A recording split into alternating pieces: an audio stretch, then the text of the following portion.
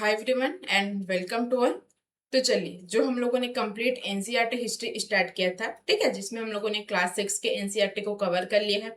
अभी जो हम लोग रीड कर रहे हैं वो हमारा क्लास 7 का एनसीईआरटी है, ठीक है, जिसमें हम लोगों ने कुछ चैप्टर्स यहाँ पे भी कंप्लीट कर लिए हैं। तो आज हम लोग चैप्टर नंबर 6 यहाँ पे देखेंगे, ठीक है। क्या है चैप्टर नंबर 6? तो नगर व्यापारी और शिल्पीजन, ठीक है। जो हमारा एनसीईआरटी होता है वो ऑल कॉम्पिटिशन एग्जाम का बेस्ड होता है, ठीक है। तो इसलिए हमें एनसीईआरटी करना जरूरी रहता है, क्योंकि जब तुम एनसीईआरटी करोगे तो तुम्हारा हर जो बेसिक कॉन्सेप्ट रहेगा वो आपका क्लियर होते जाएगा, ठीक है। तो चलो, आज का जो हमारा टॉपिक है क्या है, वो है नगर व्यापारी और शिल्पजन, ठीक है। तो देखो, इसमें क्या दिया गया है। तो ये मध्य युगीन की यात्रा पर आई कोई एक यात्री है, ठीक है। उनके बारे में कैसी आकांक्षा रखता है, इस बात पर निर्भर करता है कि वह नगर किस प्रकार का था। तो ये सब चीज ऐसा बताया गया है। नगर, उसके प्रशासनिक केंद्र, एक जो वाणिज्य शहर है, उनका पतन का जो नगर है, तो ये सब चीज के बारे में यहाँ पे बताया गया है, ठीक है। तो फिर आगे देखते हैं, हम लोग टॉपिक है उसको स्टार्ट करते हैं।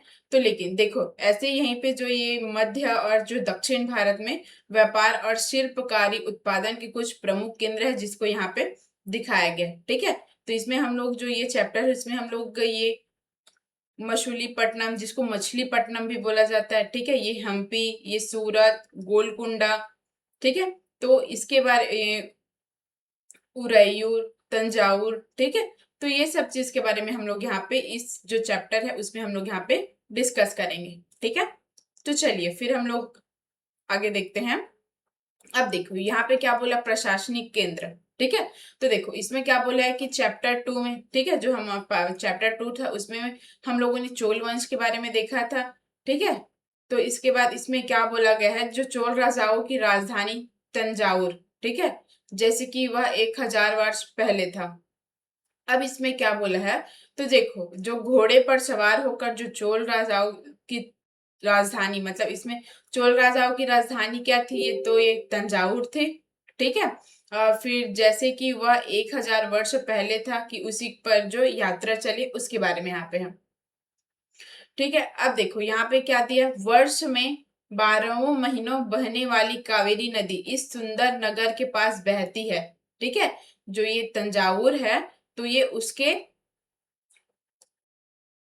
ठीक है, तो ये उसके पास ही बहती है कावेरी नदी, ठीक है। फिर राजा राजराज चोल तथा, देखो जो ये राजा राजराज चोल थे, तो उनके द्वारा एक मंदिर का निर्माण किया गया था, तो ये राजराजेश्वरी मंदिर, ठीक है। तो राजराजेश्वरी मंदिर की घंटियां बजती हुई सुनाई देती है। जो ये नगर है तंजावुर, उसके पास का बोला है। लोग नगर के वास्तुकार कुंजमर्रल, ठीक है, कुंजरमल्लन, राजराज पेथु रचना, ठीक है। अब देखो, तो यहाँ पे एक वास्तुकार को बताया गया है। जो चोल काल के वास्तुकार थे वो कौन थे, देखो ये अब हमें यहाँ पे क्वेश्चंस मिलना चालू हो गया, ठीक है। चोल काल के वास्तुकार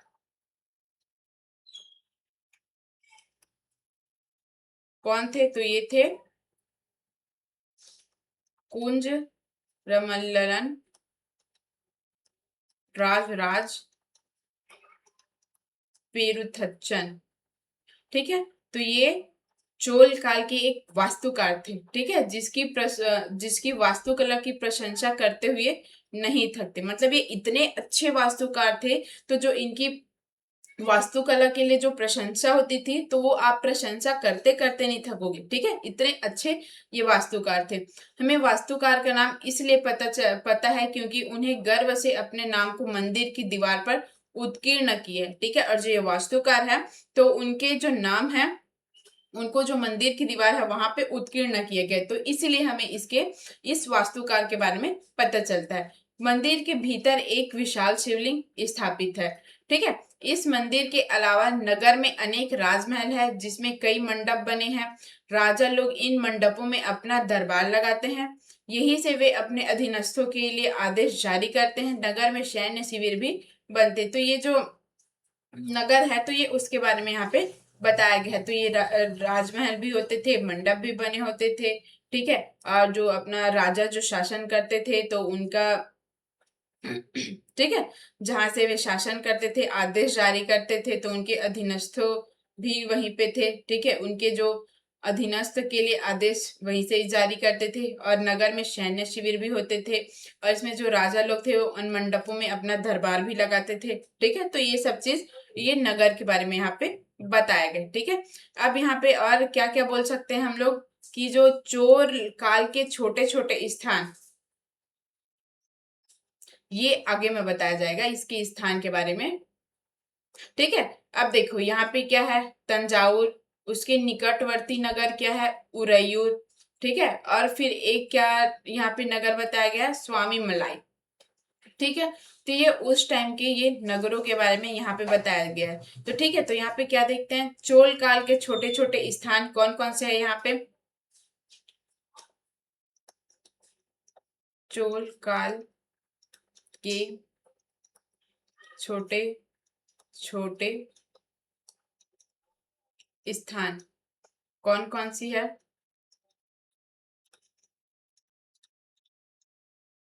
तो ये क्या क्या बताया यहाँ पे, तंजावुर, और इसी के निकटवर्ती उरैयूर। ठीक है,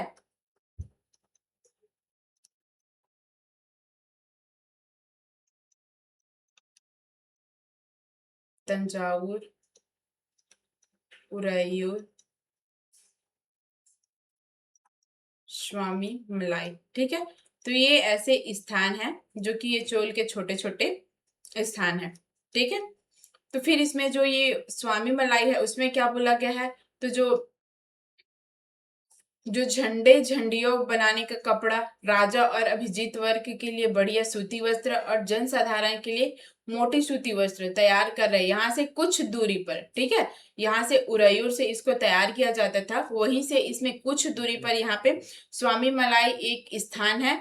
ठीक है, जहाँ पे स्थापित अथवा मूर्तिकार उत्तम कांस्य मूर्ति तथा लंबे सुंदर घंटा धातु के द्वीप बना रहे हैं। ठीक है, तो यहाँ पे कांस्य, यहाँ पे एक मूर्तिकार मान के जा सकते हैं। ठीक है, जो स्वामी मलाई है वहां पे ये मूर्तिकार रहते थे, जो कि उच्चम कांस्य मूर्ति तथा ऊंचे सुंदर घंटा धातु के ये द्वीप बना रहे हैं। ठीक, तो चलिए यहाँ पे हम लोग आगे देखते हैं और क्या दिया गया है। ठीक है,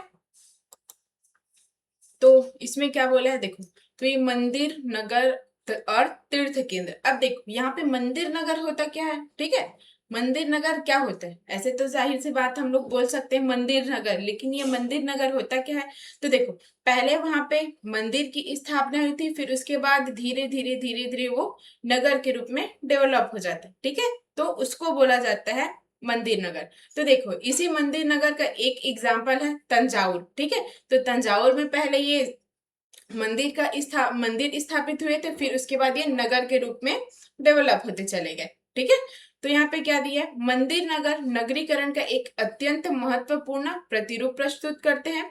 नगरीकरण नगरों के विकास की प्रक्रिया है। ठीक है, देखो जो ये नगरीकरण है वो जो नगर होते हैं उनके विकास की प्रक्रिया होती है। तो जैसे कि आप लोग मान के चल सकते हो, जैसे जैसे कि कोई जगह है, ठीक है, वो आपको नगर के रूप में वो फेमस होते जाएगा, तो वहां पे विकास भी होते जाते हैं ना, बहुत सारी चीज फैसिलिटीज वहां पे आती है, विकास के नए नए सोर्स आते हैं। तो ये सब चीज एक नगर के विकास की प्रक्रिया होती है। ठीक है, जो नगरीकरण होती है। अब देखो मंदिर अक्सर समाज और अर्थव्यवस्था दोनों के लिए अत्यंत महत्वपूर्ण होते थे। शासक विभिन्न देवी देवताओं की प्रति अपना भक्ति भावना दर्शाने के लिए एक मंदिर बनवाते थे। ठीक है, अब देखो जैसे कि राजा महाराजा वाले टाइम में रहता था, तो वो अपनी भक्ति भावना को उसमें प्रकट करने के लिए या तो दर्शाने के लिए वो मंदिरों का निर्माण कराते थे। ठीक है, मतलब मंदिर बनवाते थे। वे मंदिरों को भूमि एवं धन अनुदान में देते थे, जिसकी आय से धार्मिक अनुष्ठान विधि विधान से संपन्न किए जाते थे। तीर्थ यात्रियों तथा पुरोहित पंडितों को भोजन कराया जाता था।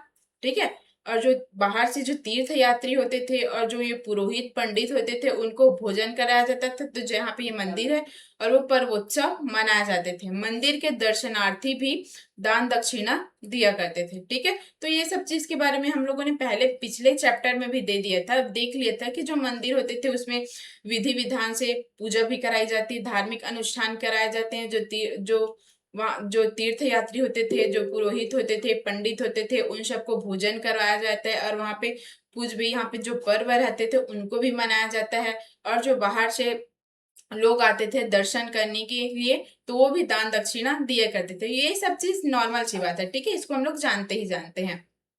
नॉर्मल जो अभी जो मंदिर जाते हैं वो सब चीज में भी ऐसा होता है ना, ठीक है। अब देखो यहाँ मंदिर के कर्ता धर्ता मंदिर के धन को व्यापार और साहूकारी में लगाते थे। शनै शनै समय के साथ बड़ी संख्या में पुरोहित, पुजारी, कामगार, शिल्पी, व्यापारी आदि मंदिर तथा उनके दर्शनार्थियों एवं तीर्थ यात्रियों की आवश्यकता को पूरा करने के लिए मंदिर के आसपास बसते गए, ठीक है। अब देखो यहाँ पे जैसे कि ये मंदिर के आसपास बसते गए, मतलब यही सब चीज नगर के रूप में डेवलप होते गए, ठीक है। इस प्रकार मंदिर नगरों का विकास हुआ, देखो यही बताया गया ना। तो इसी तरह से मंदिर नगर का विकास हुआ, मतलब पहले वहां पे मंदिर हुआ करते थे, फिर वो धीरे धीरे नगर वहां पे बनते गए, तो वो क्या कहा गया, तो वो मंदिर नगर, ठीक है।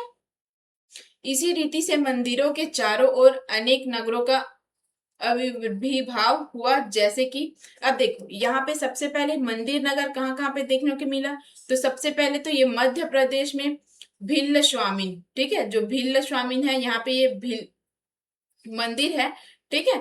फिर उसके बाद गुजरात में सोमनाथ, ठीक है। अब गुजरात का सोमनाथ का मंदिर तो हम लोग जानते ही जानते हैं, जहाँ पे जो गजनी वंश थे, ठीक है, महमूद गजनवी थे, उन्होंने यहाँ पे आक्रमण किया था, ठीक है। जो ये सोमनाथ का मंदिर था उसको लूट लिया था उन्होंने। तो पिछले के चैप्टरों में तो इसको हम लोगों ने देखा ही था, ठीक है। तो ये वही गुजरात का सोमनाथ का मंदिर है। फिर उसके बाद कुछ अन्य महत्वपूर्ण मंदिर और है। तो तमिलनाडु में कांची, देखो तमिलनाडु में कांचीपुरम मंदिर, आंध्र प्रदेश में तिरुपति मंदिर, ठीक है। अब यहाँ से आपको एक क्वेश्चन भी पूछ सकता है, ठीक है। जैसे कि हम लोगों ने पिछले सेशन से ही हम लोग क्वेश्चन डिस्कस करते आ रहे हैं, तो जैसे कि हमारा जो क्वेश्चन डिस्कस करते हैं तो उसी के अकॉर्डिंग हमारी ये चैप्टर यहाँ पे कवर हो जाता है। आपको ये पूरा चैप्टर याद करने की जरूरत नहीं है, जितने इसका इंपॉर्टेंट फैक्ट्स है, जितना हमारे लिए इंपॉर्टेंट है, तो उसमें हम लोग क्वेश्चन करते तो ये उसी से याद हो जाता है, ठीक है। अब देखो यहाँ पे हम लोग क्या देख सकते हैं, निम्नलिखित में से कौन सा मंदिर नगर थे, ठीक है। अब यहाँ पे क्वेश्चन हम लोग क्या देख सकते हैं, निम्नलिखित में से कौन से मंदिर नगर थे, ठीक है। अब कौन कौन थे, तो देखो ये मध्य प्रदेश में भिल्लू स्वामीन, ठीक है, भिल्ल स्वामीन मंदिर। और देखो ये गुजरात में सोमनाथ मंदिर, और तमिलनाडु में कांचीपुरम मंदिर, कांचीपुरम और मदुरई दोनों, ठीक है, तमिलनाडु में।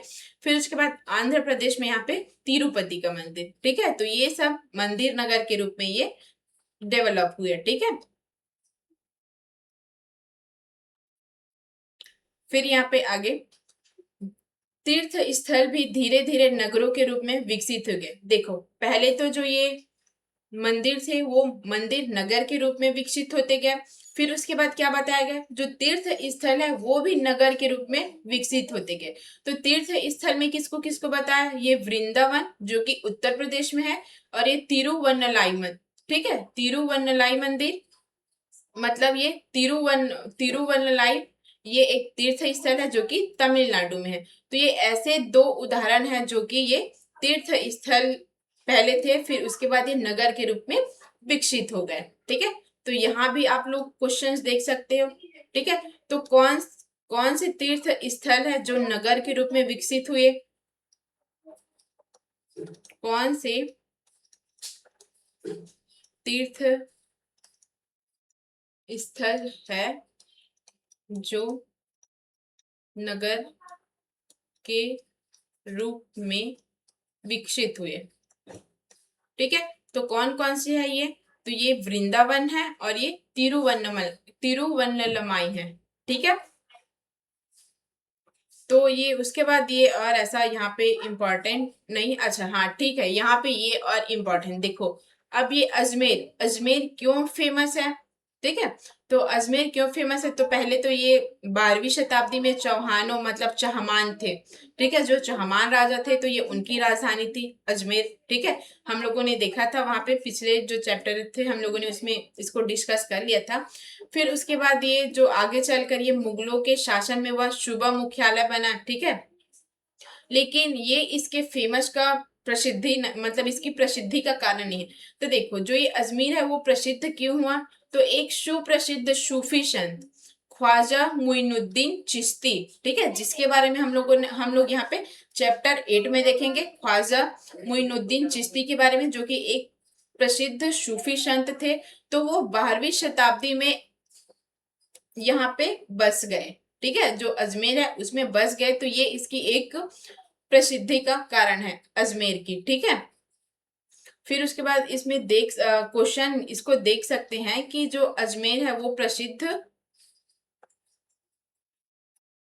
क्यों प्रसिद्ध रहा, ठीक है, अजमेर है वो क्यों प्रसिद्ध रहा? तो यही, जो कि एक सुप्रसिद्ध सूफी संत ख्वाजा मुइनुद्दीन चिश्ती, जो कि यहाँ पे 12वीं शताब्दी में आके बस गए, तो इसीलिए प्रसिद्ध हुए, ठीक है।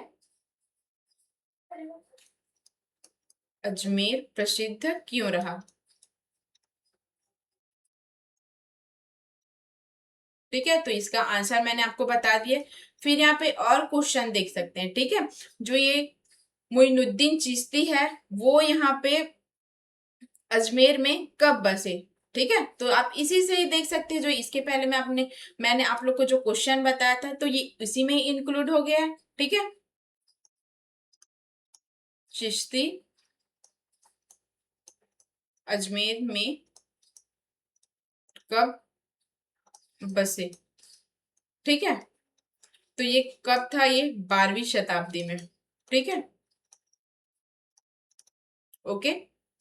फिर उसके बाद यहाँ पे हम लोग आगे देखते हैं।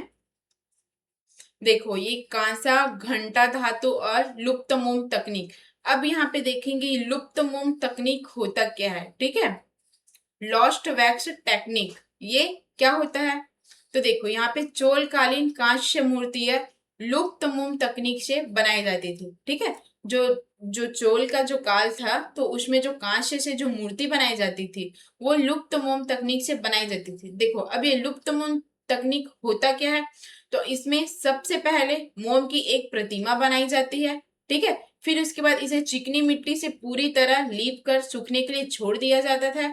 फिर उसके बाद वह पूरी तरह जब सूख जाती थी तो उसे गर्म किया जाता था और उसके मिट्टी के आवरण में एक छोटा सा होल बना देते थे, ठीक है, होल बना देते थे। फिर उसमें जो होल के रास्ते सारा पिघला हुआ मोम बाहर निकल जाता था, ठीक है, होल बनाया जाता था। तो फिर उसी जो होल के रास्ते होते थे उससे पिघला हुआ जो मोम रहता था वो पूरा बाहर निकल जाता था। फिर चिकनी मिट्टी से खाली सांचे में उसी छेद के रास्ते पिघली हुई धाती भर दी जाती थी, ठीक है। फिर उसमें जो चिकनी मिट्टी के जो खाली सांचे में जो छेद होते थे उसी में फिर पिघली हुई धातु को भर दी जाती थी। और जब वह धातु ठंडी होकर ठोस हो जाती थी तो चिकनी मिट्टी के आवरण को सावधानी पूर्वक हटा दिया जाता था, ठीक है। फिर उसमें से निकली प्रतिमा को साफ करके चमका दिया जाता था। तो ये एक लुप्तमोम तकनीक होती थी जिसको चोल काल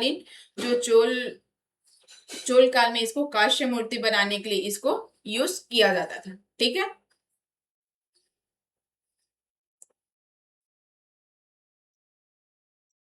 अब यहाँ पे देखो ये कांस्य मूर्ति है जिसमें से ये कृष्ण को नाग राक्षस कालिया को काबू करते यहाँ पे दिखाया गया है, ठीक है। जो ये कृष्ण है ये कालिया, जो ये नाग राक्षस है कालिया, उसको ये काबू करते हुए यहाँ पे दिखाया गया है इस डायग्राम में, ठीक है। फिर यहाँ पे आगे क्या बोला है? छोटे नगरों का सजाल। अब देखो यहाँ पे छोटे नगरों का सजाल, इसमें क्या बताया है? तो 8वीं शताब्दी से ही उपमहाद्वीप में अनेक छोटे छोटे नगरों का सजाल सा या तो बिछने लगा था, ठीक है। संभवतः उसका दुष्प्रादुर्भाव बड़े बड़े गांवों से हुआ। जो एक ही हमारे जो एग्जाम पॉइंट ऑफ व्यू है उसमें से इम्पोर्टेंट नहीं है, ठीक है, तो इसको हम लोग यहाँ पे स्किप कर देते हैं। अब ये बस देख सकते हैं कि जो यहाँ पे है वो उसमें ये दो दूरवर्ती स्थानों के उत्पाद जैसे कि घोड़े, नमक, कपूर, केसर, पान सुपारी और काली मिर्च जैसे मसाले यहाँ पे बेचने के लिए ये आया करते थे। ठीक है, तो यही सब चीज बताया गया यहाँ पे। ये भी हमारा इंपॉर्टेंट नहीं है एग्जाम पॉइंट ऑफ व्यू से।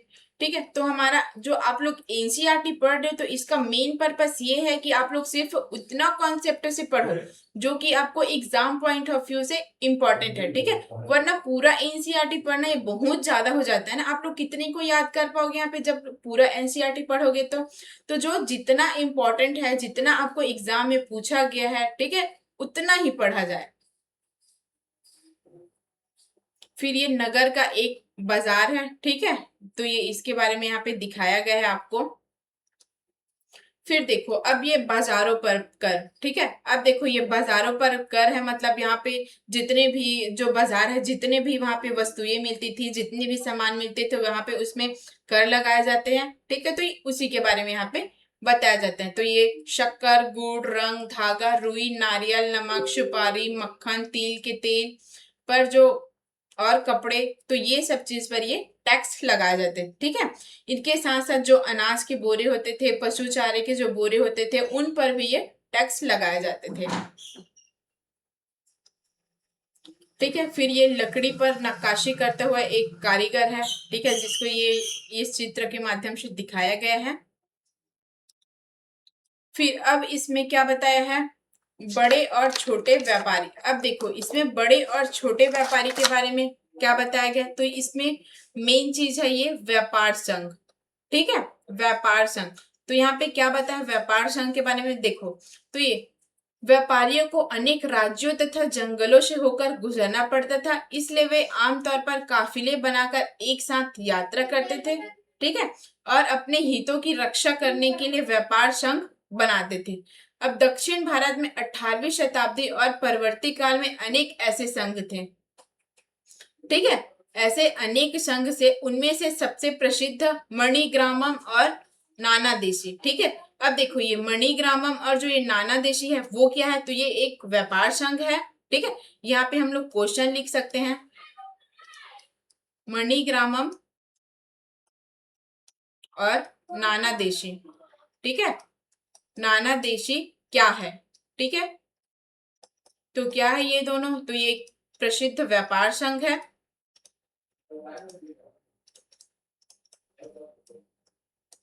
ठीक है, तो ये एक प्रसिद्ध व्यापार संघ है। ठीक है, जिसमें देखो ये व्यापार संघ प्रायद्वीप के भीतर और दक्षिण पूर्व एशिया तथा चीन के साथ भी दूर दूर तक व्यापार करते थे। ठीक है, तो ये मणिग्रामम और नाना देशी के बारे में यहाँ पे बताया गया है, जो कि ये व्यापार संघ थे वे प्रायद्वीप भारत के भीतरी और जो दक्षिण पूर्व एशिया है और जो चीन है, तो उनके साथ भी ये दूर दूर तक यहाँ पे व्यापार करते थे। ठीक है, अब देखो जो ये मणिग्रामम है वो क्या है,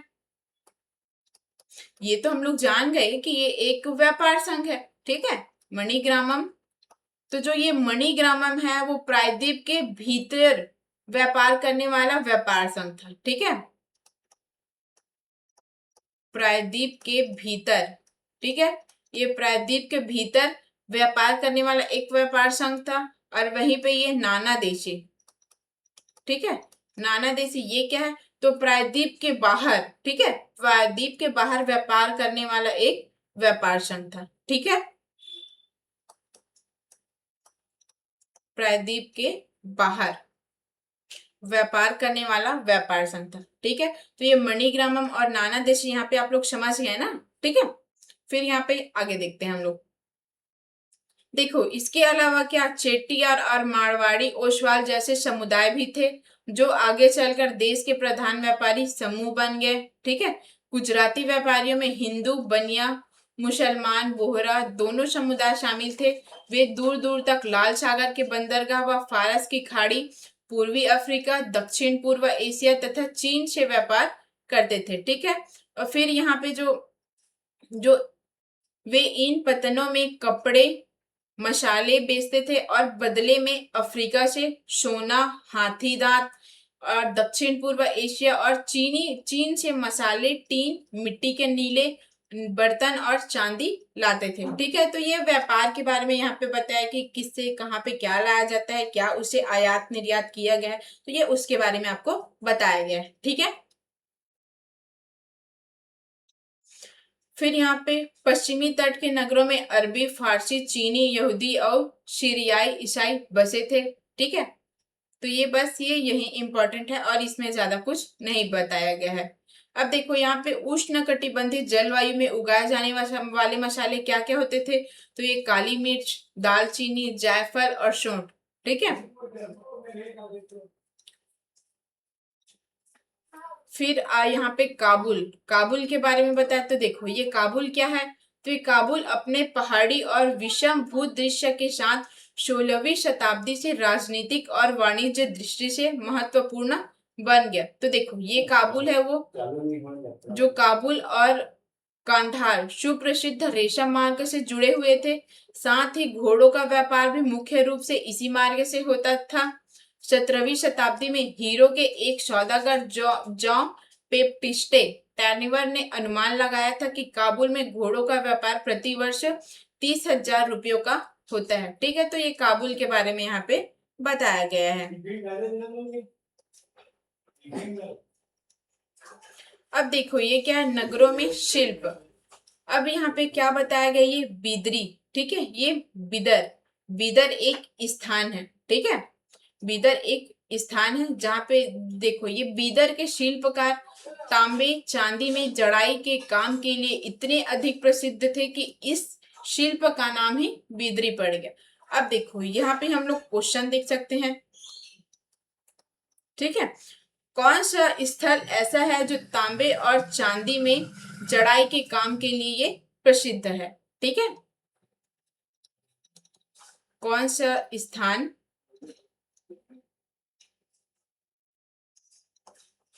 ऐसा है जो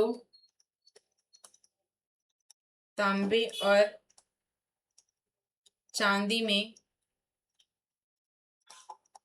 जड़ाई के काम के लिए प्रसिद्ध था। ठीक है, प्रसिद्ध था, तो कौन सा स्थल है ये स्थान या तो स्थल, तो ये बीदर। ठीक है, बीदर। ठीक है, अब इसमें क्या बोला गया है, तो ये इसलिए इस शिल्प का नाम बिदरी भी पड़ गया। ठीक है, और ये इतने फेमस थे कि इसका नाम क्या पड़ गया, बिदरी पड़ गया। ठीक है, जो कि ये तो इसका मतलब क्या है, बिदरी पड़ गया, तो ये देखो जो तांबे और जो चांदी में जो जड़ाई जड़ाई से जो शिल्प बनाए जाते थे, तो वो शिल्प ही यहाँ पे जो शिल्प बनाए जाते थे, तो उसी शिल्प को ही यहाँ पे बिदरी कहा गया है। ठीक है,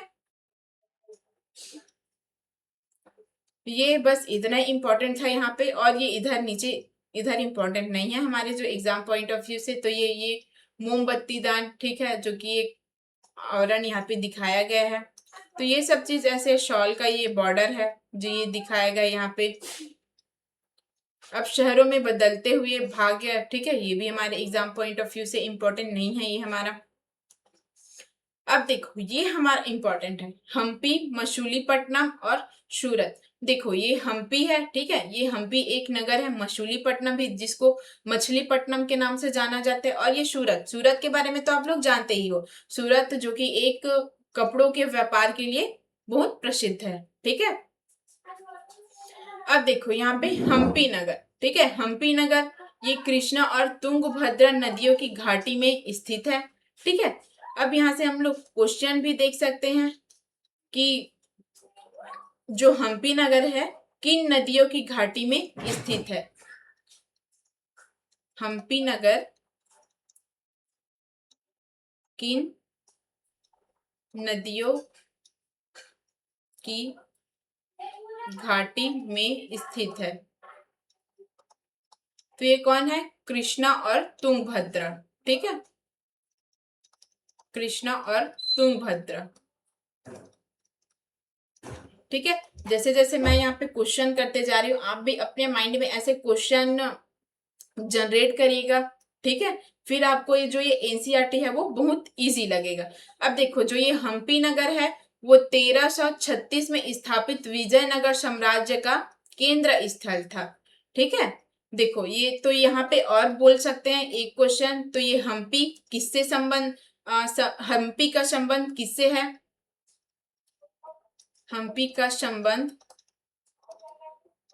किससे है, तो यह है विजयनगर साम्राज्य से। ठीक है, ये विजयनगर साम्राज्य ये इससे संबंधित है। ठीक है, तो ये बस ये ऐसा ही इम्पोर्टेंट, जितना इम्पोर्टेंट है मैं आपको यहाँ पे बताते जा रही हूँ, और आपको ज्यादा यहाँ पे एक्स्ट्रा करने की कोई जरूरत नहीं है। अब देखो ये हम्पी की वास्तुकला विशिष्ट प्रकार की थी। वहां के शाही भवनों में भव्य मेहराब और गुंबद थे। ठीक है, ये हम्पी की वास्तुकला के बारे में यहाँ पे बताया गया है, जो कि भवनों में भव्य मेहराब और गुंबद थे। ठीक है, और फिर उसके बाद यहाँ पे 15वीं और 16वीं शताब्दी के अपने समृद्ध काल में हम्पी कई वाणिज्य और सांस्कृतिक गतिविधियों से गुंजायमान रहता था। ठीक है, मतलब एक प्रसिद्ध फेमस के रूप में ये रहता था। उन दिनों हम्पी के बाजारों में मुस्लिम सौदागरों, चेट्टियों और पुर्तगालियों जैसे यूरोपीय व्यापारियों के एजेंटों का जमघट लगा रहता था। ठीक है, मतलब वहां पे जमाव लगा रहता था, जो हम्पी के बाजार थे वहां पे। ठीक है, तो यही सब चीज यहाँ पे आपको बताया गया है। अब यहाँ पे देखो मंदिरों सांस्कृतिक गतिविधियों का केंद्र था। ठीक है, जो यहाँ पे की जो मंदिर थे वो एक सांस्कृतिक गतिविधियों का केंद्र होते थे। देवदासियों, विरूपाक्ष मतलब जो शिव मंदिर के अनेक स्तंभ वाले विशाल कक्षों में देव प्रतिमा, राजा तथा प्रजननों, ठीक है, जो प्रजाजनों के समक्ष नृत्य किया करते थे। महानवमी पर्व जो आज दक्षिण में नवरात्रि पर्व कहलाता है। ठीक है, महानवमी, ठीक है, जो महानवमी उस टाइम बोला जाता था, तो आज हम लोग उसको नवरात्रि पर्व के बारे में इसको उसी के रूप में जानते हैं। उन दिनों में हम्पी में एक अत्यंत महत्वपूर्ण पर्व मनाया जाता था। ठीक है, जो ये महानवमी है उसमें। फिर इसके बाद पुरातात्विदों ने उसमें इन महानवमी मंच को खोज निकाला। ठीक है, जो राजा अपने अतिथियों का स्वागत सत्कार करता था, अधीनस्थ व्यक्तियों से नजराने उपहार लिया करते थे। तो ये सब चीज के बारे में यहाँ पे बताया गया है। जो ये राजा नृत्य, संगीत, मल्लन युद्ध के कार्यक्रम भी यहाँ पे देखा करते थे। ठीक है, अब देखो यहाँ पे 1565 में दक्कनी सुल्तानों में ये गोलकुंडा, बीजापुर, अहमदनगर, तो देखो ये गोलकुंडा और बीजापुर के बारे में हम लोगों ने इसको देखे थे, जिसको औरंगजेब ने अपने शासन में यहाँ पे अपने राज्य में इसको मिला लिया था। ठीक है, तो इसी के बारे में हम लोग देखे थे, अहमदाबाद, बरार और बीदर, तो ये सब के बारे में हम लोगों ने देखा था। ठीक है, तो इसमें क्या बोला है, 1565 में दक्कनी सुल्तानों गोलकुंडा, बीजापुर, अहमदनगर, बरार और बीदर के शासकों के हाथों विजयनगर की पराजय के बाद हम्पी का विनाश हो गया। ठीक है, जब वे विजयनगर यहाँ पे पराजित हुए, जो ये इनके सुल्तान थे गोलकुंडा, बीजापुर, अहमदनगर, बरार और जो बीदर थे, उनके शासकों के हाथों ये जब विजयनगर का पराजय हुआ, तो उसके बाद हम्पी का भी यहाँ पे विनाश हो गया। ठीक है, क्योंकि देखो जो ये विजयनगर था वो हम्पी का एक केंद्र था। ठीक है, तो वहां से फिर उसके बाद हम्पी का भी यहाँ पे विनाश हो गया। अब देखो ये हम्पी की अहाते की टूटी हुई दीवार बुर्ज का एक दृश्य ये बताया गया है यहाँ पे हम्पी की। अब देखो एक किलाबंद नगर, तो फिर ये किलाबंद नगर में इसमें ज्यादा इंपॉर्टेंट कुछ नहीं है। तो देखो ये एक पुर्तगाली यात्री थे, ये डोमिंगो पेंस। ठीक है, जो कि ये 16वीं शताब्दी में हम्पी नगर का वर्णन किया था। ठीक है, तो बस इसको बताए हैं। तो यहाँ पे हम लोग क्वेश्चन देख सकते हैं कि 16वीं शताब्दी में हम्पी नगर का वर्णन किस पुर्तगाली यात्री ने किया था। ठीक है, हम्पी नगर का वर्णन वर्णन 16वीं शताब्दी में 16वीं शताब्दी में किसने किया था,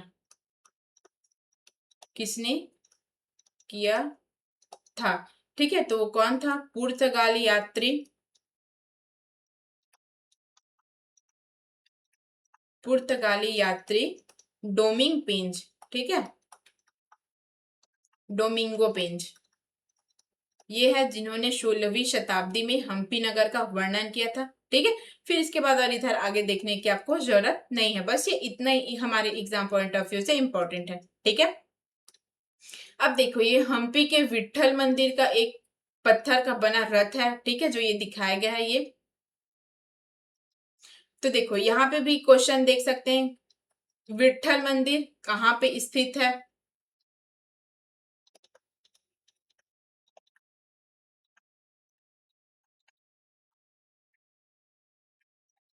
तो ये हम्पी में, ठीक है, हम्पी में स्थित है विट्ठल मंदिर।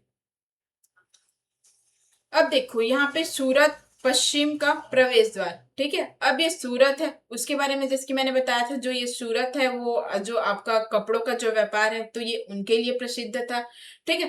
तो यहाँ पे देखते हैं, सूरत मुगल काल में कैंपे मतलब आज के खंबात और कुछ समय बाद के अहमदाबाद के साथ साथ गुजरात में पश्चिमी व्यापार का वाणिज्य केंद्र बन गया, ठीक है। जो सूरत है वो गुजरात में पश्चिम व्यापार का वाणिज्य केंद्र बन गया। सूरत ओरमुज की खाड़ी से होकर पश्चिमी एशिया के साथ व्यापार करने के लिए मुख्य द्वार था। सूरत को मुक्का का प्रस्थान द्वार भी कहा जाता था, ठीक है। अब देखो ये सूरत को मुक्का का क्या कहा जाता था? तो ये प्रस्थान द्वार, ठीक है, ये इंपॉर्टेंट है यहाँ पे। सूरत को मुक्का का प्रस्थान द्वार भी कहा जाता था क्योंकि बहुत से हज यात्री जहाजों से यहीं से रवाना होते थे, ठीक है। तो इसीलिए इसको प्रस्थान द्वार कहा जाता था। अब देखो सूरत एक सर्वदेशी नगर था जहां सभी यात्री जातियों और धर्मों के लोग रहते थे। 17वीं शताब्दी में वहां पुर्तगालों, डचों और अंग्रेजों ने कारखानों और मोल गोदाम थे, ठीक है। जो यहाँ पे 17वीं शताब्दी के जो पुर्तगाल थे, डच थे और जो अंग्रेज थे, मतलब ये अंग्रेजी शासन थे, ठीक है। तो ये उनके कारखानों और माल गोदाम भी यहाँ थे, ठीक है। अंग्रेज इतिहासकार ओविंगटन ने 1689 में सूरत बंदरगाह का वर्णन करते हुए लिखा है कि किसी भी एक व्यक्ति पर भिन्न भिन्न देशों के औसतन एक ही जहाज इस बंदरगाह पर लंडर डाले खड़े देखे जा सकते थे, ठीक है। मतलब वहां से खड़े होके देख भी सकते थे जो ये जहाज इस बंदरगाह पर, ठीक है। तो देखो यहाँ पे देख सकते हैं कि जो सूरत है उसका जो सूरत बंदरगाह का यहाँ पे क्वेश्चन देख सकते हैं, सूरत बंदरगाह, ठीक है। सूरत बंदरगाह का वर्णन किसने किया है?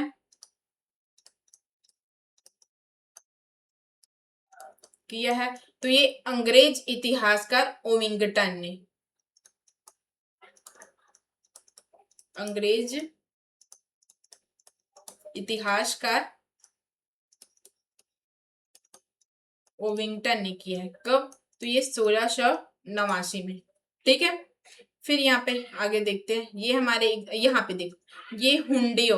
तो अब यहाँ पे हुंडी, ये हुंडी क्या होता है ये बस देखते हैं। यहाँ पे ये पूरा इंपॉर्टेंट नहीं है, बस ये हुंडी, ये हुंडी क्या होता है तो हमारा, तो देखो एक ऐसा दस्तावेज जिसमें एक व्यक्ति द्वारा जमा कराई गई रकम दर्ज रहती है। हुंडी को कहीं अन्यत्र प्रस्तुत करके जमा की गई राशि प्राप्त की जा सकती, ठीक है। अब देखो ये हुंडी क्या होता है, तो देख हुंडी क्या होता है, ये अन्यत्र प्रस्तुत करके जमा की गई राशि प्राप्त की जा सकती, तो ये हुंडी होता है। अब देखो ये हुंडी, हुंडी क्या क्या होता है, देखो ये मतलब जो ये हुंडी होती है उसको यहाँ पे किसके किसके नाम से यहाँ पे जाना गया, तो देखो ये मिस्र में काहिरा के नाम से, इराक में बसरा के नाम से और बेल्जियम में एंटवर्प, ठीक है, एंटवर्प इसके नाम से जाना गया, जो कि ये बाजारों में यहाँ पे मान्यता प्राप्त की थी, ठीक है। और देखो ये हुंडी है उसको कहाँ से जारी किया गया था, तो ये सूरत से इसको जारी की गई थी।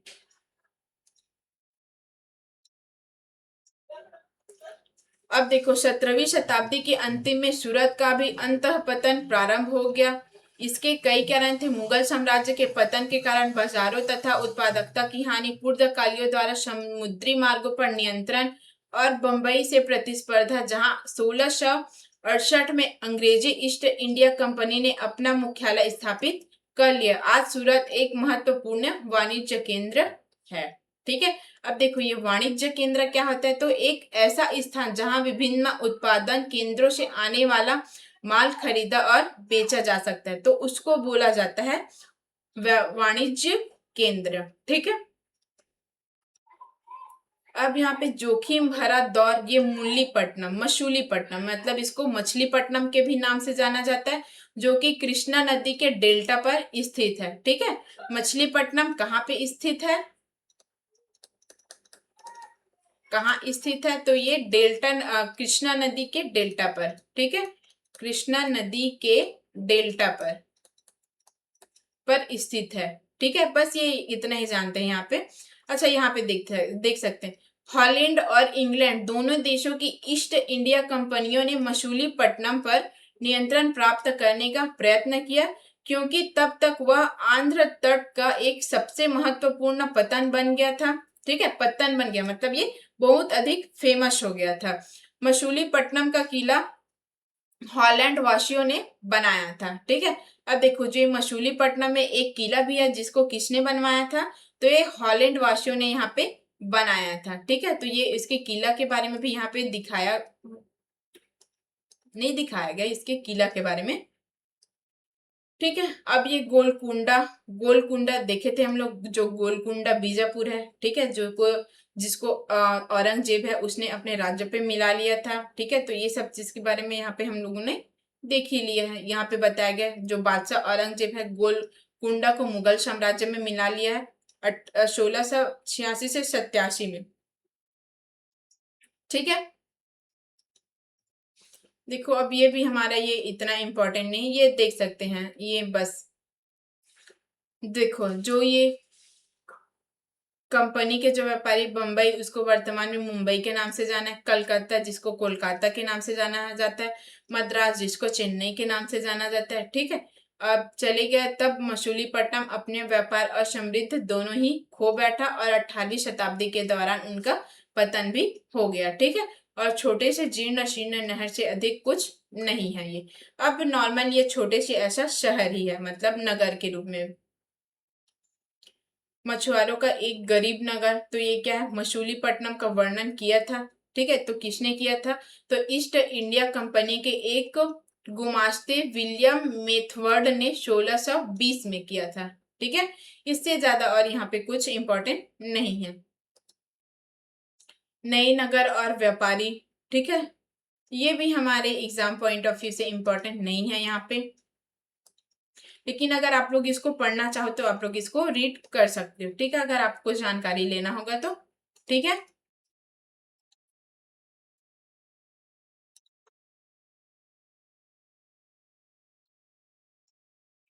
अब देखो, ये 19वीं शताब्दी में बम्बई की एक सड़क है जिसके बारे में यहाँ पे दिखाया गया है, जो कि यहाँ पे व्यापारिक केंद्र, वाणिज्यिक केंद्र भी लग रहा है। ठीक है, क्योंकि देखो यहाँ पे बहुत भीड़ वाली जगह है। ठीक है, अब अन्यत्र, अन्यत्र में ये वास्को डी गामा के बारे में बताया गया है, वास्को डी गामा और क्रिस्टोफर कोलंबस। ठीक है, जो कि ये यहाँ पे इम्पोर्टेंट नहीं है। वास्को डी गामा ये इम्पोर्टेंट है, जो कि और यहाँ पे आगे में बताया गया इसके बारे में पूरा डिटेल। तो यहाँ पे देख ही लेते हैं। यहाँ पे जो पुर्तगाली नाविक वास्को डी गामा अटलांटिक महासागर के साथ साथ यात्रा करते हुए केप ऑफ गुड होप से निकलकर हिंद महासागर को पार करते हुए यहाँ पे भारत पहुंचा था। उसने अपनी पहली यात्रा को पूरा करने में 1 वर्ष से भी अधिक समय लगा। वह 1498 में कालीकट पहुंचा और अगले वर्ष पुर्तगाल की राजधानी लिस्बन लौट गया। इस समुद्री यात्रा के दौरान उसमें 4 में से 2 जहाज नष्ट हो गए और 170 यात्रियों में से केवल 54 यात्री ही जीवित बचे। इस प्रत्यक्ष खतरे के बावजूद जो मार्ग खोले या खोजे गए वे अत्यंत लाभकारी सिद्ध हुए। ठीक है, यहाँ पे देखे थे ना, जिन्होंने पहली समुद्री यात्रा की, मतलब समुद्र यात्रा की, मतलब ये वास्को डी गामा। ठीक है, हॉलैंड वासी और फ्रांसीसी नाविक ने भी उसका अनुकरण करना प्रारंभ कर दिया। ठीक है, जिन्होंने पहली समुद्री मार्ग की खोज की थी वो कौन थे, ये वास्को डी गामा। ठीक है, इसको और बताया गया है आगे, तो ये इतना इम्पोर्टेंट नहीं है यहाँ पे। ठीक है, तो हमारा जो आज का चैप्टर है, चैप्टर नंबर 6, तो ये यहीं पे ही कंप्लीट होता है। ठीक है, फिर इसके बारे में कुछ इसके एनसीईआरटी क्वेश्चंस भी दिए गए हैं जिसको आप लोग कर सकते हो यहाँ पे। ठीक है, तो आज का सेशन हम लोग इतना ही रखते हैं। अगर आपको इससे रिलेटेड कोई भी इंक्वायरी होगी तो नीचे डिस्क्रिप्शन बॉक्स में व्हाट्सअप नंबर दिए गए हैं, आप उसमें इंक्वायरी कर सकते हैं। और जो ये इस क्लास का जो आज का सेशन था उसका पीडीएफ आपका टेलीग्राम चैनल में अपलोड कर दिया जाएगा, तो आप लोग वहां से इसका पीडीएफ भी ले सकते हैं। ठीक है, अगर आपको क्लास अच्छा लगा होगा, आपको ये सेशन अच्छा लगा है, तो ये प्लीज लाइक कीजिए, कमेंट कीजिए और अपने दोस्तों को भी शेयर कीजिए। ठीक है, तो थैंक यू, वेल डन।